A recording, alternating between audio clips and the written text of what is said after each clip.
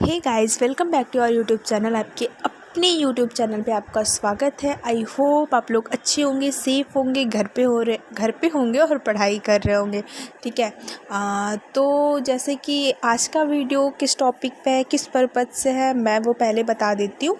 तो जैसे कि अभी आपके कुछ अपकमिंग एग्ज़ाम्स आ रहे हैं, राइट। आपके कुछ जैसे बीपीएससी आ रहा है, बीपीएससी सीडीपीओ का एग्ज़ाम है, एमपीपीसीएस है, यूपी आरओ के मेंस के एग्ज़ाम्स है, आरआरबी एनटीपीसी के एग्ज़ाम्स है और भी एग्ज़ाम्स आ रहे हैं।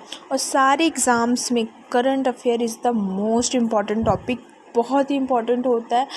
ओवरऑल पेपर का ये, अगर हम यूपीएससी यूपीपीसीएस की बात करें तो 70% of the coverage is current affair का होता है। करंट अफेयर मैं टॉपिक तो नहीं कह सकती क्योंकि आजकल तो ये एक सब्जेक्ट ऐसा बन गया है। ठीक है। और लास्ट 1 ईयर के करंट अफेयर तो मोस्ट इम्पॉर्टेंट होते हैं, उसको तो पढ़ के ही जाना चाहिए। ठीक है। कुछ लोग होते हैं जो डेली टू डेली न्यूज़पेपर पढ़ते हैं, ख़ुद को अपडेट करते हैं, नोट्स बनाते हैं, उनके लिए तो इजी है, लेकिन उन्हें भी रिवीजन की ज़रूरत पड़ती है। लेकिन कुछ लोग होते हैं जैसे बीच में कंसिस्टेंसी नहीं बनी है, कभी पढ़ा है कभी नहीं पढ़ा है, उनके लिए लास्ट मोमेंट पे पूरा 1 ईयर का करंट अफेयर उन बच्चों को हेल्प के लिए प्रतिदृष्टि हर साल अपना एक कंपैरिजन निकालती है। तो मैं बस उसी को डिस्कस करूँगी आप लोगों के साथ। आई होप आप लोगों को वो पसंद आएगा। और बट प्लीज़ मैं आपसे रिक्वेस्ट कर रही हूँ, स्टार्ट करने से पहले प्लीज़ आप कॉपी और पेन लेके बैठिएगा, क्योंकि करंट अफेयर्स में ज़्यादातर फैक्ट्स होंगे और फैक्ट्स माइंड में नहीं जाते। ठीक है, मैं पहले बोलती हूँ, फैक्ट्स माइंड में इजीली नहीं जाते, उन्हें समझना पड़ता है। अगर आप सोचोगे रट लोगे तो 1 ईयर का करंट अफेयर रटना, हाँ कुछ लोगों के लिए पॉसिबल होगा लेकिन कुछ लोगों के लिए नहीं होगा। और अगर आप रट रहे हो तो वो कुछ टाइम के लिए ही होगा, एक टाइम के बाद आप उसे भूल जाओगे। लेकिन अगर आप किसी कॉन्सेप्ट को समझ रहे हो तो वो आपके लिए बहुत ही ज़्यादा हेल्पफुल है, वो आप कभी भूल नहीं सकते। बाकी उस चीज़ से ना आप रिलेटेड आगे की चीज़ें और भी चीज़ें उससे अंडरस्टैंड कर सकते हो। ठीक है। तो मैं बस यही कहना चाहती थी। बाकी मैं बता देती हूँ, इस जो कंपैरिजन लेके मैं आज आई हूँ, जो सीरीज़ आई हूँ, मैं इसको मेनली टारगेट करती हूँ बीपीएससी, जो बीपीएससी का एग्ज़ाम 8 मई को है, उसको टारगेट करके बना रही हूँ। बाकी और भी पैरेलली जो भी एग्ज़ाम्स है उसके लिए भी ये मोस्ट इम्पॉर्टेंट है। ठीक है। तो प्लीज़ मेरे साथ बने रहिए, वीडियो को लाइक करिए, अपने फ्रेंड्स में शेयर करिए, सेव करिए। हाँ जी, तो ठीक है, मैं आपको स्टार्ट करते हैं। इसका फर्स्ट कवर कुछ ऐसा है, इसमें डायरेक्ट लिखा हुआ है कि ये mainly BPSC CDPO MPPCS RO NTPC सारे एग्ज़ाम को टारगेट कर रहा है। और ये 1 मई 2021 से 15 अप्रैल 2022 तक का सब कुछ है। इसमें सारे करंट अफेयर हैं, सारे टॉपिक हैं, तो आपको हर सारी चीज़ें एक ही जगह पे मिल जा रही है। और एग्ज़ाम के कुछ टाइम पहले, तो that is the more beneficial for us. ठीक है। तो चलिए स्टार्ट करते हैं नेक्स्ट पेज पे।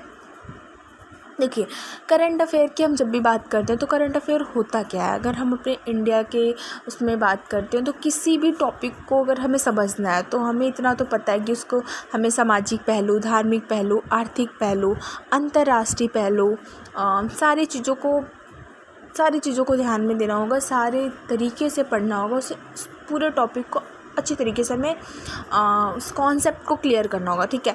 तो मैं बताती हूँ कि इस करंट अफेयर में मैं मेनली कौन कौन से टॉपिक डिस्कस करूँगी। पहले तो हम देखेंगे नेशनल इवेंट, जो भी नेशनल इवेंट हो रहे हैं, जो भी इंडिया में जो भी हुआ है। जैसे आंध्र प्रदेश में भी 13 नए ज़िले बने हैं, पहले 13 और थे, अभी 13 कुल मिला के 26 हो गए हैं। नागालैंड पहली ऐसी विधानसभा बनी है जो पूरी तरीके से पेपरलेस है। ठीक है। इनका डिजिटलीकरण करा दिया गया है। अभी 5 स्टेट में आपका चुनाव हुआ है, विधानसभा चुनाव हुआ है। मतलब अभी बहुत सारी, जो भी हाल फिलहाल में 1 साल के अंदर जो भी चीज़ें चेंजेस आए हैं, हम उसे पढ़ेंगे, उसके कॉन्सेप्ट को क्लियर करेंगे, उससे रिलेटेड जो भी क्वेश्चन है उसे भी डिस्कस करेंगे। ठीक है। उसके बाद हम नेशनल इवेंट्स तो पढ़ेंगे, लेकिन हम इंटरनेशनल इवेंट भी पढ़ेंगे। ठीक है। क्योंकि वैश्वीकरण हो रहा है और इंटरनेशनल इवेंट्स को पढ़ना बहुत इंपॉर्टेंट है।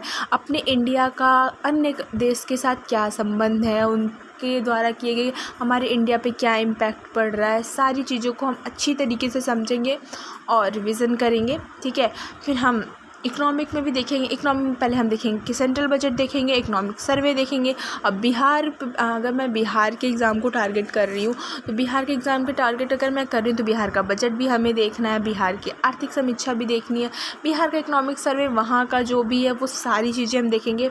साइंटिफिक में भी देखेंगे, जो भी नए नए इनोवेशन हुए हैं, जो भी साइंस एंड टेक्नोलॉजी है, ओवरऑल हम सब डिस्कस करेंगे। बिहार के लिए मैं बोल रही हूँ, मैं बिहार पीसीएस जो भी एग्ज़ाम से मैं उसको टारगेट कर रही हूँ, मेनली बिहार प्री के लिए है, जिसमें जो भी बिहार में स्पेशल हुआ है, ठीक है, जो भी 1 साल के अंदर बिहार के अंदर जो नई स्कीम्स आई हैं, जो नई चेंजेस हुए हैं, जो भी हुआ है ओवरऑल गवर्नमेंट के थ्रू, वो हम सब डिस्कस करेंगे। बाकी उसके अलावा हम जैसे कुछ जो आपके स्थल रह गए, चर्चित व्यक्तित्व हो गया, जो भी पुरस्कार लोगों को मिला है, सम्मान जो हुआ है, जो समारोह हुए हैं, जो योजनाएं बनी हैं, हम सब डिस्कस करेंगे। जैसे कुछ बुक्स हो गए हैं जो इस साल बहुत ही चर्चित में थे, जो ऑथर्स थे उनके बारे में हम देखेंगे। हम स्पोर्ट्स के बारे में भी देखेंगे, ठीक है, हम स्पोर्ट्स को भी डिस्कस करेंगे। बट हम एक दिन में तो इतनी सारी चीज़ों को डिस्कस नहीं कर सकते, वीडियो काफ़ी लंबी हो जाएगी। मैं कोशिश करूँगी छोटे छोटे पार्ट्स में आपको समझाऊं और आगे लेके चलूं। और अगर 8 को आपका एग्ज़ाम है तो 6 तारीख तक मैं इसे कंप्लीट कर दूं। बट मैं ये बोलना चाहूँगी आपके लिए बहुत ही ज़्यादा बेनिफिशियल होगा कि आप कॉपी पेन लेके बैठें और जैसे ही मैं आपको बता रही हूँ आप समझें और उसका इम्पॉर्टेंट पॉइंट जो है ना, इम्पॉर्टेंट पॉइंट लिख लें। क्योंकि अगर मैं मान लीजिए मैं 6 को टारगेट कर रही हूँ कि 6 तक मुझे ये वीडियो कंप्लीट कर देनी है, मैं 6 तक की सीरीज़ कंप्लीट कर दूँगी। आपने एक बार पढ़ भी लिया, समझ भी लिया, लेकिन आपको रिवीजन करने की ज़रूरत पड़ेगी, क्योंकि आप धीरे धीरे चीज़ों को पढ़ रहे हो, समझ रहे हो, तो एक ही साथ आपको नहीं होगा, क्योंकि बिना रिवीजन की चीज़ें नहीं होती और टाइम बहुत कम है। तो revision is the most important की मतलब रिवीजन बहुत ही ज़्यादा इम्पॉर्टेंट है किसी भी एग्ज़ाम को क्लियर करने के लिए। इसलिए मैं बोल रही हूँ, मैं सिंपल वे बता रही हूँ कि आप पढ़ें, उसके नोट्स इम्पॉर्टेंट नोट्स बना लें, और जो एग्ज़ाम के एक दिन पहले है ना, तो सिर्फ अपने नोट्स हैं वही पढ़ के जाए। मैं वही बोलूँगी, वही रिकमेंड करूँगी, बस वही पढ़ के जाएँ, कुछ भी नया ना पढ़ें, जो भी पहले पढ़ा है बस उसे ही पढ़ के जाएँ, तो फिर ठीक होगा। फिर चलिए चलते हैं, विदाउट टाइम वेस्ट किए हम आगे को बढ़ते हैं। चलिए तो हम चलते, पहले हम नेशनल इवेंट की तरफ बढ़ेंगे। नेशनल इवेंट जो भी हुआ है, नेशनल इवेंट में हम क्या देखेंगे, देश की राजनीतिक घटनाएं, सामाजिक, धार्मिक, शैक्षणिक घटनाएं एवं विभिन्न मंत्रालयों की घटनाओं पर नज़र। ये जो भी चीज़ें हुई हैं हम उस पर नज़र डालेंगे, मतलब पढ़ेंगे, कॉन्सेप्ट को समझेंगे, क्या क्या चेंजेस आया है, क्या हुआ है, उससे क्या इम्पैक्ट पड़ता है, उसके इफ़ेक्ट क्या हैं, सारे पॉइंट, सारे की पॉइंट्स को पढ़ेंगे और ठीक है, सारे अच्छी तरीके से पढ़ेंगे और समझेंगे, और हम इसका नोट्स बनाएंगे जिससे कि हमें रिवीजन करने में इजी हो। ठीक है, तो चलिए स्टार्ट करते हैं अपने, हम पहले क्वेश्चन से स्टार्ट करते हैं। पहले एक न्यूज़ आया, न्यूज़ करंट अफेयर स्टार्ट कहाँ से, तो एक न्यूज़ आता है, न्यूज़ से ही हम उसका फिर सारी चीज़ें उसके बारे में पता करते हैं। जैसे कि एक न्यूज़ आया, आंध्र प्रदेश में 13 नए ज़िले बने। ठीक है, आंध्र प्रदेश में 13 नए ज़िले बने। 4 अप्रैल 2022 को आंध्र प्रदेश के मुख्यमंत्री द्वारा राज्य में 13 नए ज़िलों का उद्घाटन किया गया। चलिए 13 नए ज़िले का उद्घाटन तो कर दिया गया, लेकिन अब जब ये वाली न्यूज़ हमारे कान में पड़ी तो फिर हमें ये भी तो होगा, यार अब भी 13 नए ज़िले बने तो पहले कितने थे, ये तो क्वेश्चन हमारे मन में उठेगा ही। तो पहले अगर अब भी 13 हैं तो पहले आपके 13 ही थे, तो पहले 13 थे अब भी 13 हैं, तो दोनों मिला के कितने हो गए, 26 हो गए। फिर अभी इसका दूसरा पॉइंट ये बनता है, अच्छा जब ये 26 हो गए तो बताओ राज्य में लोकसभा निर्वाचन के क्षेत्रों की संख्या कितनी होगी, तो 25 होगी। राज्य में लोकसभा निर्वाचन क्षेत्रों की संख्या 25 है, कितनी है, 25 है। मैं थोड़ा सा जूम कर दे रही हूँ कि आप लोगों के लिए ईजी हो जाए। हाँ जी, तो राज्य में लोकसभा क्षेत्रों की संख्या की बात करें तो 25 है। ठीक है, हमने क्या पढ़ा कि आंध्र प्रदेश में अभी 13 नए ज़िले बने हैं, जो 4 अप्रैल 2022 को आंध्र प्रदेश के मुख्यमंत्री द्वारा उनका उद्घाटन किया गया। उसके बाद हमने एक पॉइंट ये पढ़ा कि पहले जो राज्यों की ज़िलों की संख्या थी वो 13 थी, अभी और 13 बन गया, तो दोनों मिला के 26 हो गए। इसके बाद हमारा नेक्स्ट पॉइंट था कि राज्य में लोकसभा निर्वाचन क्षेत्रों की संख्या कितनी है, तो 25 है। अब हमें ये भी तो जानना पड़ेगा कि जो नए उद्घाटित जो भी नए ज़िले बने हैं उनका नाम क्या है, क्योंकि यहाँ से आ सकते हैं क्वेश्चन, यहाँ से नॉर्मली बन जाते हैं। तो जो नए उद्घाटित जो 13 नए ज़िले हैं उनका नाम है पार्वतीपुरम मान्यम, अल्लूरू सीताराम राजू, अनाकपल्ली, काकीनाडा, कोनसीमा, एलूरी, NTR, पलनाडु, बापटला, नंदयाला, अन्नामया, श्री बालाजी, श्री सत्य साई। ठीक है, आप टेंशन डालें, मैं इसका PDF दे दूँगी आपको। जो भी मैं यहाँ पढ़ा रही हूँ मैं आपको अपने टेलीग्राम चैनल पे PDF डाल दूँगी, आप वहाँ से रिवाइज़ कर सकते हैं। ये सारे नाम आपको वहाँ पे मिल जाएंगे। यहाँ पे बस कॉन्सेप्ट को समझिए। ठीक है, जो भी इम्पोर्टेंट है आप लिख लीजिए और कॉन्सेप्ट को समझिए। ये सारे नाम अगर आप लिखने लग जाएंगे तो फिर आप डिस्ट्रैक्ट हो जाएंगे। ये डिस्ट्रैक्ट नहीं कह सकते, फिर आप लिखते ही रह जाएंगे, मैं आगे बढ़ जाऊँगी, आप पीछे हो जाएंगे। इससे बेटर है कि मैं आपको PDF दे दूँगी, आप वहाँ से ले लीजिएगा। जो 13 नए ज़िले हैं वो ये 13 नए ज़िले हैं जिनका मैंने आपको बता दिया, नाम मैंने यहाँ लिख दिया। अब नेक्स्ट पॉइंट क्या है, प्रत्येक ज़िला एक लोकसभा निर्वाचन क्षेत्र से सटा हुआ है। जो भी नए ज़िले बने हैं, जो प्रत्येक ज़िला 26 के 26 ज़िलों में हर एक ज़िला एक लोकसभा निर्वाचन क्षेत्र से सटा हुआ है। हालांकि विशाल आदिवासी आबादी को ज़रूरतों को ध्यान में रखते हुए अराकू ST निर्वाचन क्षेत्र 2 जिलों अल्लूरू सीताराम राजू और पार्वतीपुरम मान्यम के साथ अकेला अपवाद है। ठीक है, मैंने बोला कि प्रत्येक ज़िला एक लोकसभा निर्वाचन क्षेत्र से सटा हुआ है, लेकिन अपवाद तो हर जगह होते हैं।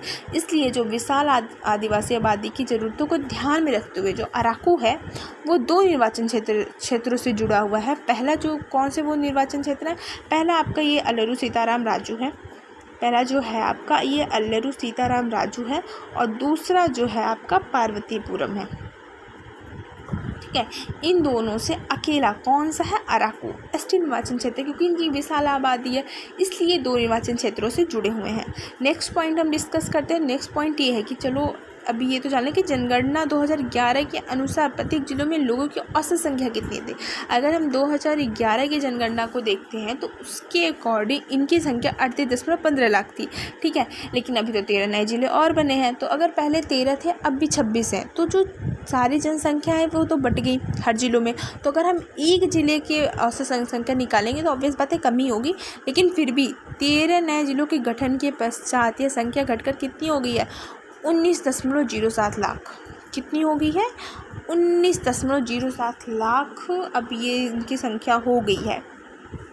ठीक है, आई होप आपको मेरी समझ में आ रही है। अगर आपको कुछ भी डाउट हो रहा है प्लीज़ कमेंट करें, मैं आपके कमेंट का रिप्लाई देने की कोशिश करूँगी, आपकी क्वेरी को सॉल्व करने की कोशिश करूँगी। और आपको जो भी आपको वीडियो अच्छा लग रहा है तो भी बता दें, नहीं अच्छा लग रहा है तो भी बता दें, कुछ कमियां हैं तो भी बता दें, it's totally up to you.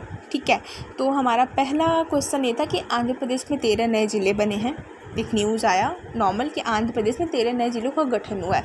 उससे जितने भी रिलेटेड इंपॉर्टेंट पॉइंट थे, उससे जितने भी क्वेश्चन बन सकते थे, हमने सब डिस्कस कर लिया। हमने पहले डिस्कस किया कि किस डेट को इसका उद्घाटन हुआ, तो 4 अप्रैल 2022 को हुआ है। किसके द्वारा हुआ है, तो मुख्यमंत्री जी के द्वारा हुआ है। अच्छा, अगर ये हो गया है तो अगर 13 अब भी बने हो तो पहले कितने थे, पहले भी 13 थे। ठीक है, चलो ये भी ठीक है। अच्छा, ये बता दो कि लोकसभा निर्वाचन क्षेत्रों की संख्या कितनी है, तो कुल मिला के भी 25 हो चुकी है। फिर हमने 13 ज़िलों का पूरा नाम पढ़ा है।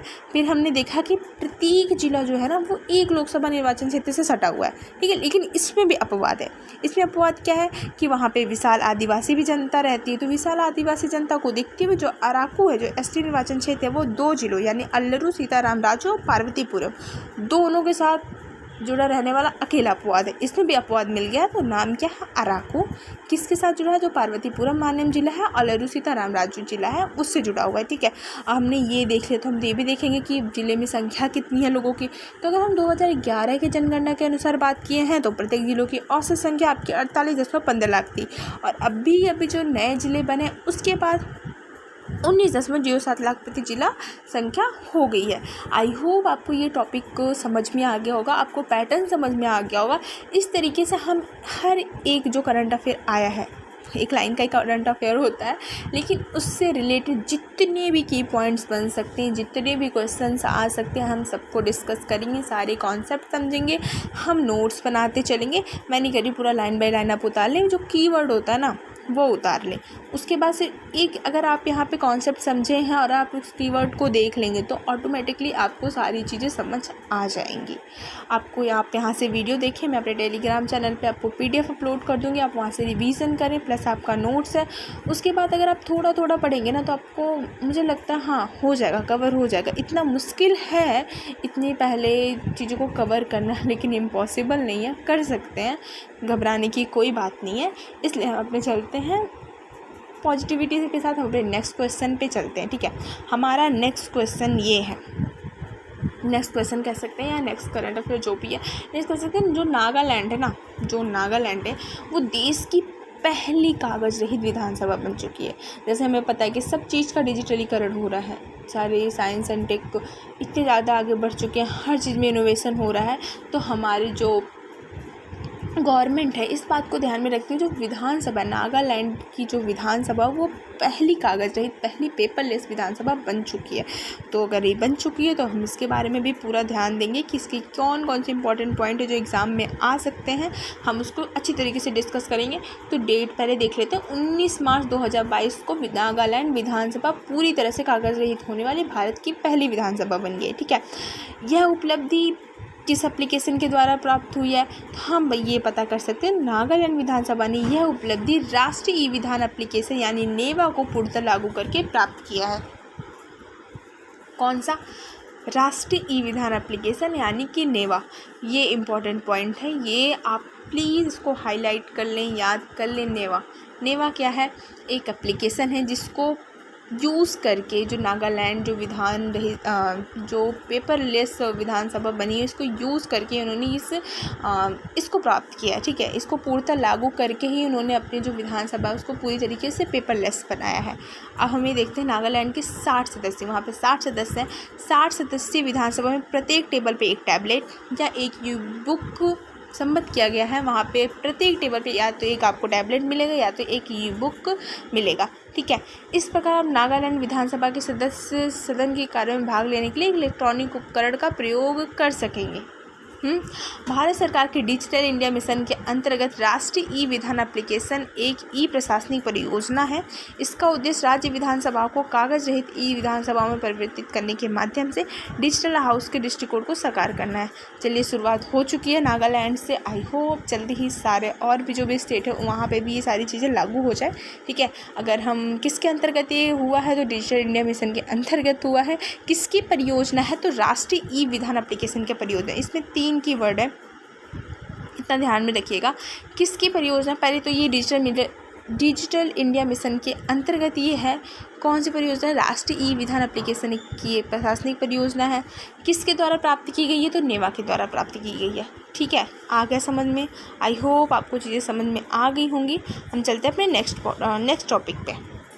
हमारा नेक्स्ट टॉपिक ये है कि अभी हाल ही में हमारे वहाँ चुनाव चल रहे थे, विधानसभा चुनाव चल रहे थे, तो हम उसको भी डिस्कस कर लेते हैं कि 5 राज्यों में विधानसभा चुनाव हुए 2022 में। 5 राज्य आपके कौन कौन से थे? पंजाब थे, गोवा था, उत्तराखंड था, उत्तर प्रदेश था। ठीक है, पंजाब था, गोवा था, उत्तराखंड था, उत्तर प्रदेश था और एक तो और था, हाँ जी, मणिपुर था। ठीक है, 5 राज्यों में और आपके अभी चले हैं चुनाव। हम उससे रिलेटेड जो भी इंपॉर्टेंट पॉइंट्स हैं हम उसको भी डिस्कस कर लेते हैं। पहले हम पंजाब से शुरुआत करते हैं। पंजाब क्या है? आपकी 15वीं पंजाब विधानसभा के कार्यकाल की समाप्ति तिथि, यानी जो अभी वहाँ पे सरकार बनी वो 16वीं विधानसभा की सरकार है। ठीक है, 15वीं जो उनकी विधानसभा की कार्यकाल की समाप्ति की तिथि तो 23 मार्च 2022 को थी। इसके लिए उन्हें, ठीक है, जिसके चलते 20 फरवरी 2022 को राज्य में एक चरण में चुनाव संपन्न हो गए। राज्य में विधानसभा निर्वाचन क्षेत्रों की संख्या की बात करें तो 137 है। राज्य में अगर विधानसभा निर्वाचन क्षेत्रों की संख्या की बात कर रहे हैं तो ये 137 है। सॉरी अगर आप वो कुछ भी थोड़ा सा ना माइंड ना करें। हाँ जी, चले चलते हैं। राज्य में विधानसभा निर्वाचन क्षेत्रों की संख्या की हम बात करें तो ये 117 है। ठीक है, गौरतलब है कि राज्य में आम आदमी पार्टी ने 42.1 मत प्रतिशत के साथ 117 में से 92 सीट हासिल की। कितनी की? 117 में से 92 सीट हासिल की, यानी कि पंजाब में आम आदमी पार्टी की सरकार बनी है। ठीक, निर्वाचन क्षेत्रों की संख्या कितनी थी? 17 थी, 117 थी। चुनाव कब खत्म हुए? 20 फरवरी 2022 को हुए। अभी ये देख लेते हैं मुख्यमंत्री कौन बना है वहाँ पे, तो 16 मार्च 2022 को भगवंत मान आम आदमी पार्टी ने पंजाब के मुख्यमंत्री के रूप में शपथ ग्रहण की है। 16 मार्च 2022 को भगवंत मान आम आदमी पार्टी के अध्यक्ष हैं, पंजाब के मुख्यमंत्री के रूप में शपथ ग्रहण की है। आम आदमी पार्टी देश की एकमात्र ऐसी क्षेत्रीय पार्टी बन गई है जो 2 राज्यों संघ शासित क्षेत्रों दिल्ली एवं पंजाब दोनों में सत्तारूढ़ है। ठीक है। दोनों केंद्र शासित प्रदेशों, जैसे दिल्ली में भी तो पहले से ही थी, अभी ये पंजाब में भी बन गई। ये आम आदमी देश की एकमात्र ऐसी क्षेत्रीय पार्टी है। आई होप आपको ये क्लियर हो गया। हम चलते हैं अपने दूसरे जहाँ पे दूसरी जगह चुनाव इलेक्शंस हुए हैं, तो गोवा में हुए हैं। गोवा की विधानसभा की कार्यकाल की समाप्ति देख लेते हैं, जिनका 15 मार्च 2022 निर्धारित था। 14 फरवरी 2022 गोवा की सभी 40 विधानसभा सीटों हेतु चुनाव संपन्न हो गया। चुनाव परिणामों के अनुसार भारतीय जनता पार्टी यानी गोवा में भाजपा की जीत हुई है। कितने मत प्रतिशत के साथ हुई? तो 33.31 मत प्रतिशत के साथ हुई है। सर्वाधिक 20 सीटें जीतते हुए सफल रही है, ठीक है। और कौन वहाँ पे मुख्यमंत्री के पद पे है? तो 28 मार्च 2022 को लगातार दूसरे कार्यकाल हेतु प्रमोद सावंत ने गोवा के मुख्यमंत्री पद की शपथ ली है, ठीक है। कौन बना वहाँ पे? प्रमोद सावंत बने हैं। उत्तराखंड को हम देखते हैं, तो उत्तराखंड भी उसके विधानसभा कार्यकाल की समाप्ति की तिथि कितनी थी? 23 मार्च 2022 थी, ठीक है। जिसके चलते नए विधानसभा के गठन हेतु राज्य में 14 फरवरी 2022 को चुनाव संपन्न हो गया। हमें ज्ञात है कि राज्य में विधानसभा निर्वाचन क्षेत्रों की कुल संख्या कितनी है? 70 है। कितनी है? 70 है। गोवा में कितनी है? 40 है, ठीक है। उत्तराखंड में कितनी है? 70 है। और अगर हम यहाँ की बात कर रहे हैं, कहाँ की? आपकी पंजाब की, वहाँ कितनी है? 117 है। कितनी है? 117 है, ठीक। आई होप आपको मेरी चीज़ समझ में आ रही होंगी, बात समझ में आ रही होगी। चलते हैं। तो चुनाव परिणामों के अनुसार राज्य में भारतीय जनता पार्टी, यहाँ पे भी भाजपा की जीत हुई। गोवा में भी थी, प्रमोद सावंत वहाँ के मुख्यमंत्री बने हैं। यहाँ पे भारतीय जनता पार्टी की जीत हुई। सर्वाधिक सीटें कितनी? वहाँ पे 20 थी, यहाँ पे 47 सीटें जीतने में सफल रही, ठीक है। 23 मार्च 2022 को पुष्कर सिंह धामी ने अपने दूसरे कार्यकाल हेतु उत्तराखंड के उप मुख्यमंत्री पद की शपथ ग्रहण की। सॉरी फॉर दैट, ठीक है। तो हम नेक्स्ट पे चलते हैं मणिपुर के लिए। मणिपुर में जो इलेक्शंस हुए हैं, वहाँ के क्या परिणाम रहे हैं, कितनी चुनाव विधानसभा कितनी क्षेत्र थी, कब उनका कार्यकाल समाप्त हुआ है, कितनी सीटें जीतने में सफल रही है, कौन वहाँ पे मुख्यमंत्री बना है, सब हम देखेंगे। तो उनका चुनाव 28 फरवरी 2022 एवं 5 मार्च 2022 को संपन्न हुए, ठीक है। 2 चरणों में वहाँ पे चुनाव हुई है। अब ये भी जान लेते हैं कि पिछले विधानसभा का कार्यकाल कब खत्म हुआ था, तो उनका हुआ था 19 मार्च 2022 को, ठीक है। राज्यसभा में कितनी निर्वाचन क्षेत्रों की संख्या है? तो 60 है। कितनी है? 60 है। कितनी है? 60 है, ठीक है। चुनाव परिणामों के तहत राज्य में भारतीय जनता पार्टी सर्वाधिक 32 सीटें जीतने में सफल रही है, ओके। 21 मार्च 2022 को एन बीरेन सिंह ने लगातार दूसरे कार्यकाल हेतु मणिपुर के मुख्यमंत्री पद की शपथ ली है। आगे बात हमने देखा कि पंजाब में आपका आम आदमी पार्टी की सरकार बनी है। आपके गोवा में भाजपा की सरकार बनी है।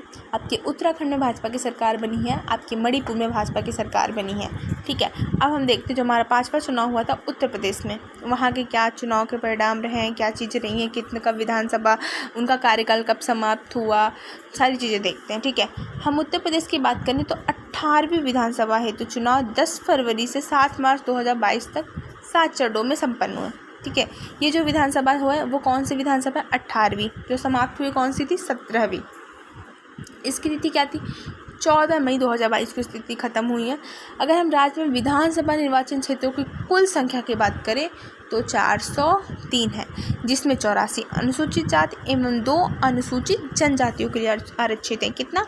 84 अनुसूचित जाति के लिए एवं 2 अनुसूचित जनजाति के लिए आरक्षित है। राज्य में भारतीय जनता पार्टी ने 41.3% यानी कि 403 में से 255 सीटें हासिल की हैं, ठीक है।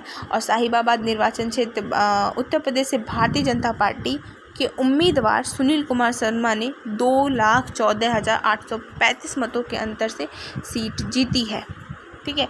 अगर इसके और भी इम्पोर्टेंट पॉइंट्स की बात कर लें तो यह देश में विधानसभा चुनाव में सबसे बड़े अंतर से जीत का राष्ट्रीय रिकॉर्ड है, ठीक है। अगर हम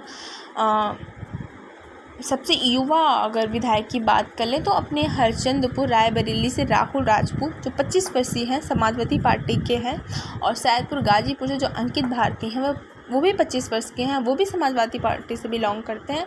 18वीं विधानसभा की सबसे युवा विधायक है। हमने युवा विधायक की बात करी तो हम बुजुर्गों को भी देखेंगे कौन सबसे ज़्यादा बुजुर्ग विधायक अभी बने हैं, जो अभी चुनाव हुए, इलेक्शंस हुए हैं 18वीं विधानसभा चुनाव के लिए। तो इसमें सबसे जो बुजुर्ग हैं वो आजमगढ़ ज़िले की निज़ामाबाद सीट से जीते आलम बदी, जो कि 86 वर्ष के हैं। कितने वर्ष के? 86 वर्ष के हैं, जो विधायक बने हैं। ठीक है।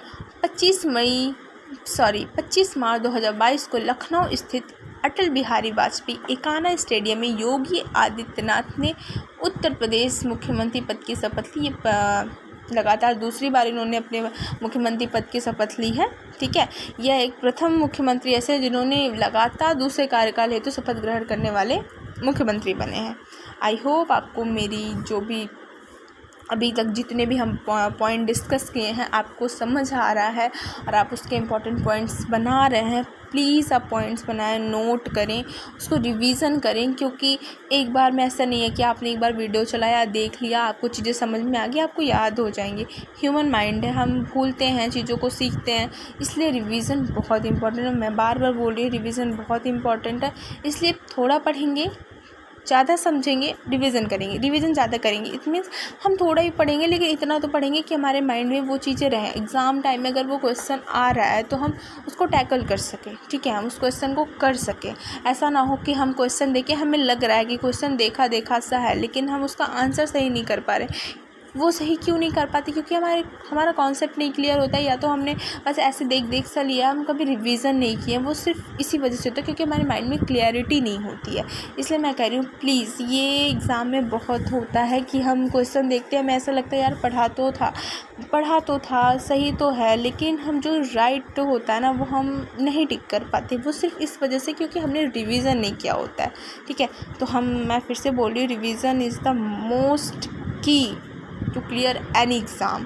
ठीक है, किसी भी एग्ज़ाम को क्लियर करने के लिए रिवीजन बहुत ही मोस्ट इम्पॉर्टेंट थिंग है। तो हम अपने नेक्स्ट पॉइंट पे चलते इसी बात को विदाउट टाइम वेस्ट किए। जो हमारा नेक्स्ट है वो है सघन मिशन इंद्रधनुष स्कीम है। इससे पहले 2014 में मिशन इंद्रधनुष आया था। प्रधानमंत्री मोदी जी ने इसको शुरू किया था टीकाकरण के लिए। ये भी उससे रिलेटेड ही है।